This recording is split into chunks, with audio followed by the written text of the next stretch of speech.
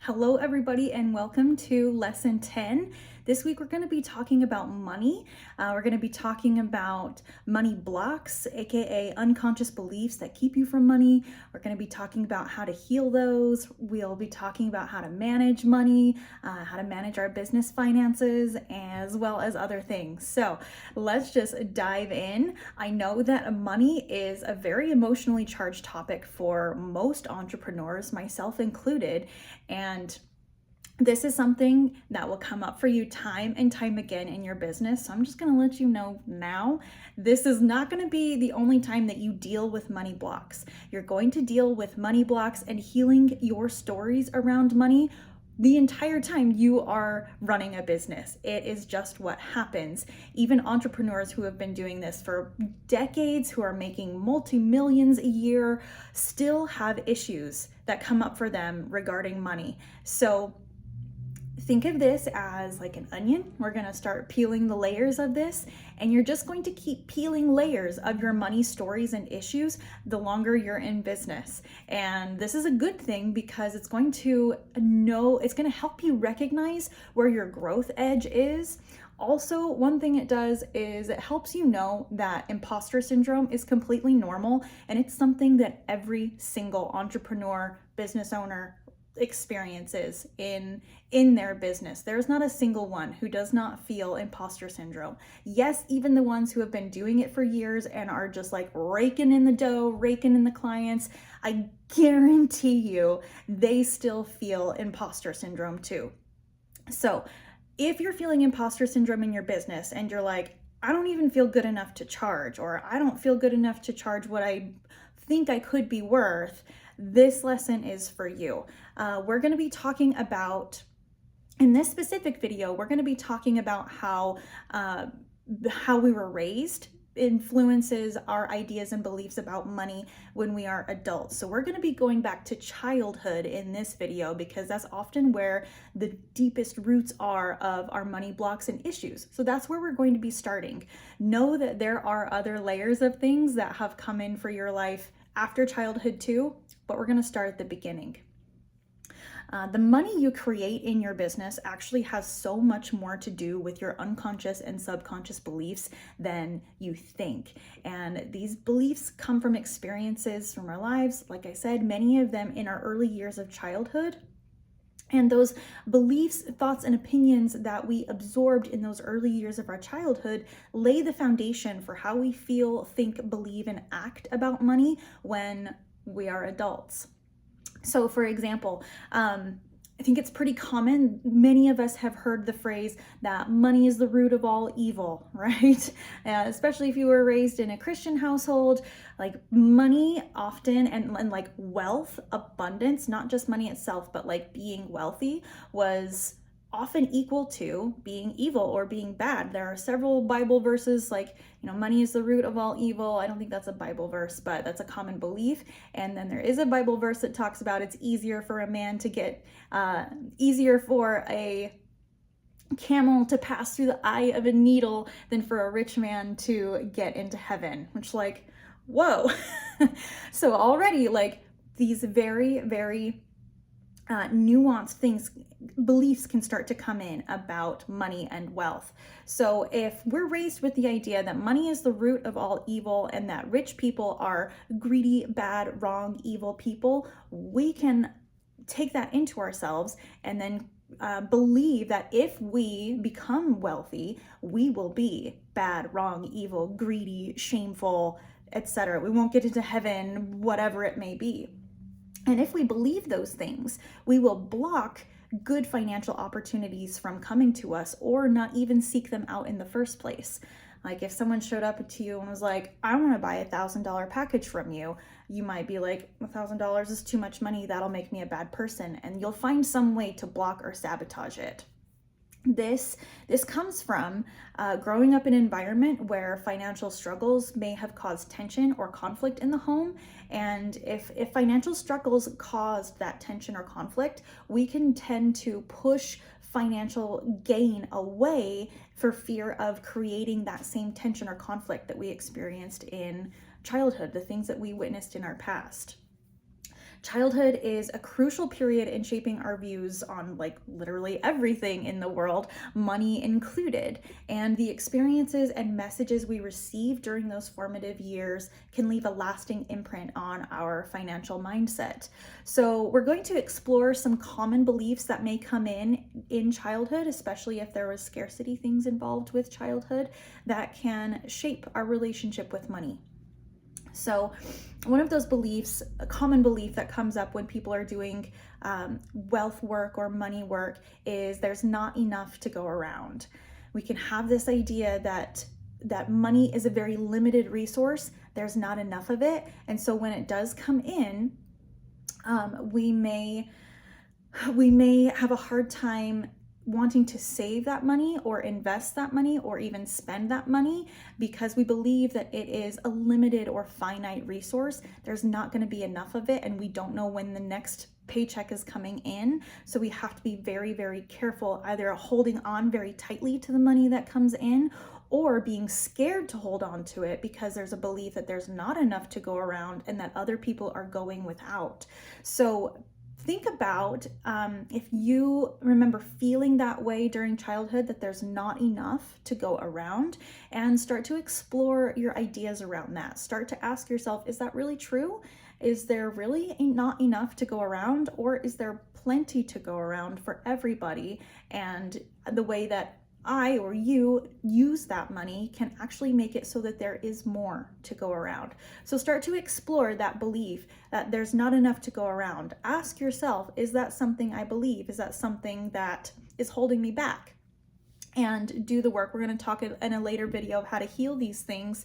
Do the work to uncover more beliefs there and really challenge that belief. Like, is that really true? Another common belief that comes up when doing money block stuff is, I'll never be rich, so why bother trying? There's no point. My parents weren't rich, their parents weren't rich, we all were raised poor, that's just who our family is, that's how it's going to be, and I'm never going to be able to make more money than my parents, so why bother trying? Trauma experienced during childhood, such as living in poverty or witnessing financial struggles, can instill a sense of hopelessness regarding financial security. This belief can become a self-fulfilling prophecy as it discourages us from taking steps toward building wealth. So if that phrase or sentence, I'll never be rich, so why bother trying, resonates with you, start digging in there and see what else you can find.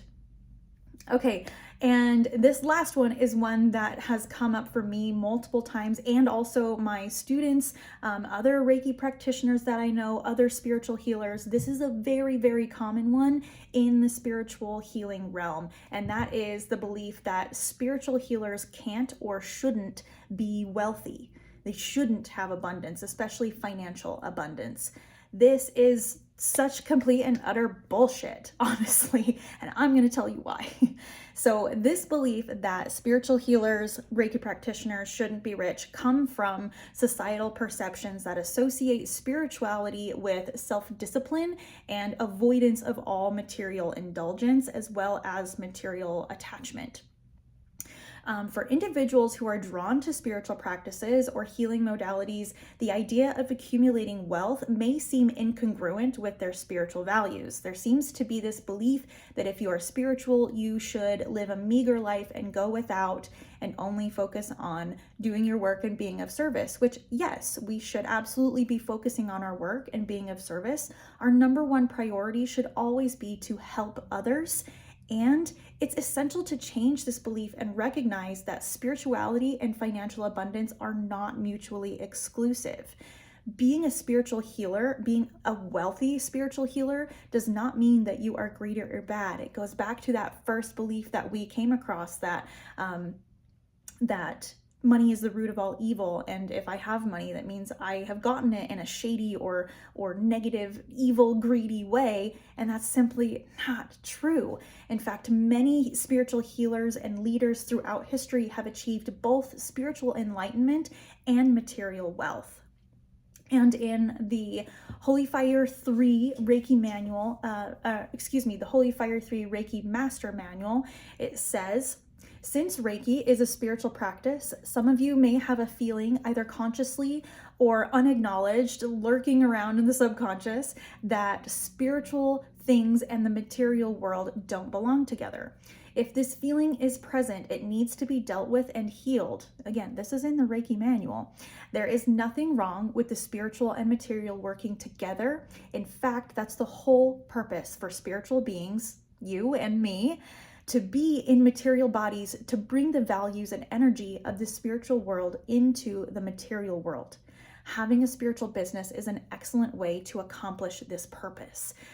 So we see, like, there's a reflection there with, we are spiritual beings coming into these physical bodies, and that spirituality and the physical are working together to create something that couldn't be done with just one of those pieces. It has to be both. And so that's a beautiful mirror and reflection of what we do in our work, bringing the spiritual into the physical, the spiritual and the physical, ethereal and material working together as one to create something that's bigger than the whole. So actually, that is part of the purpose. I want to read that part again. Where'd it go? In fact, that's the whole purpose for spiritual beings, to be in material bodies, to bring the values and energy of the spiritual world into the material world. That's part of the point. That's part of the purpose. And something I want you to consider is that there are many people on this planet who have a lot of money, a lot of financial wealth and abundance. Think about what kinds of hands some of that money is in. There's a lot of this going on in our cultural and our society, or our world and society right now, about like eating the rich and the top 1% having, 90+% of the world's money, and like the distribution of wealth. And think about the poverty and the condition of our environment and our earth. Like, there's so much that could be done with that money that is not being done. And that is why it is so important for people who have good hearts and hearts that want to help heal the world. It's so important for them to have a lot of financial wealth, because when money falls into the hands of good people, good, helpful things are done with that money. And the opposite is true too. We've got a lot of people with a lot of money on their hands who just have a lot of money and keep using it for themselves, which is not a bad thing. They should get to use it for themselves. They worked for that money, they earned that money, or it came to them in whatever way. It's their money and they get to do what they want with it. But what are they doing with it?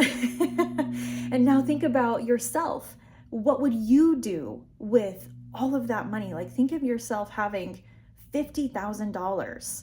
Think of all of the good that would be done if that money was in your hands, right? Think about $100,000. Like the more money you have, the more good you can do with it.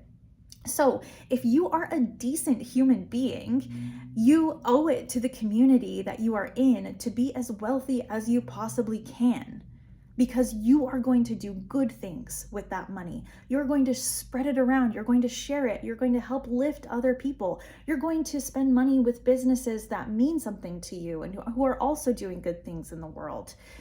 If you are a good human trying to do good things in this world, it is your responsibility to gain as much abundance as possible, because when money is in the hands of good people, the hungry get fed, the broken are healed, and our world becomes a better, more compassionate place to be. So if you are someone that if you won the lottery and you know that you would spend a lot of that money doing good things for people, then you are a person who should have that money. It would be good for you. It would be good for our world and good for our community for you to have wealth and abundance. So this is why, one of the reasons why doing this work around money, healing our subconscious beliefs around it, is so important, because whatever is blocking you from that financial wealth and abundance is also blocking the rest of us from receiving it through you. So do this work. Keep doing this work. It will be work that you engage in through the entire lifespan of your business. Just know that, like, off the bat, you're never going to be done with this. It's always going to be challenging for you. And that's okay. learn to make friends with money and learn to make friends with your ideas and beliefs about money. And as you do this, it's going to get easier and easier every time a money block comes up or you're sabotaging yourself in some way. It gets easier and easier to deal with and get through these blocks. And we're going to talk about how to heal, or a couple ways to heal these money blocks in the next video. So I look forward to seeing you there. Thank you so much, guys.